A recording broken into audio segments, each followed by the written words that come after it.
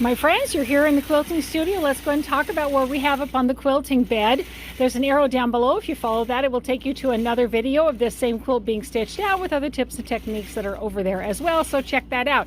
In the meantime, like and subscribe.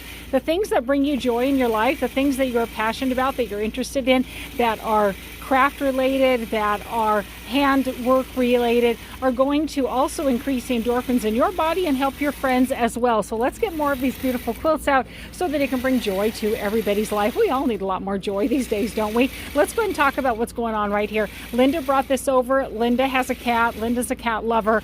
Her cat is a Siamese. Looks kind of like this little Bridget. She loves to help Linda with all of her sewing tasks, and Linda loves to create quilts for friends and relatives, and thankfully this one is created just for her to use in her own easy chair while she's hand binding so many of the quilts that she makes for other people. And I'm sure that Bridget is going to enjoy it as well. Now, I do get some quilts like this. It's quite interesting. There's no piecing. This is all one piece of fabric. In fact, it's from the Henry Glass line. Maybe you would want to find a piece of fabric like this and be able to enjoy it. It's called Cat Rescue. You can kind of see it under there right here.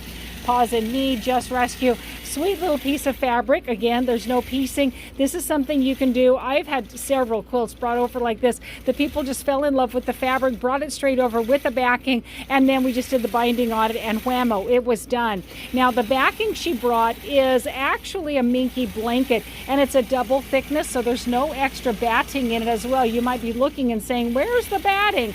That's the thing. It really is double thick, so it's making up the difference of the batting, and it has just enough room for the head of my machine to be able to fit over it. So putting a batting in it wouldn't have been necessary or a good idea. There is plenty of loft. I'm putting my charming design on here. It's actually called Halloween Cats, but it can be used for all kinds of cat designs. It's so cute and fun, and you can see it showing up very nicely on the backing right there. Minky does have a nap, and so you want to be sure you're following the right nap, which is what I'm doing.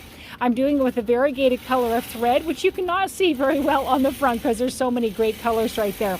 When you have a Minky that you bring over, I do need to have those full 3 or 4 or even 5 inches on each side, because a Minky tends to slope in on the center of the quilt area, and so you can see now I've only got about a 1/2 inch on this side. So I could have balanced it just a tad bit more over here, but even on this side it was shrinking in a bit. So that is something that you want to be aware of when it comes to Minkies. Pop something down in the comments. Have you made a quilt like this that doesn't have any piecing? It's just one piece of fabric.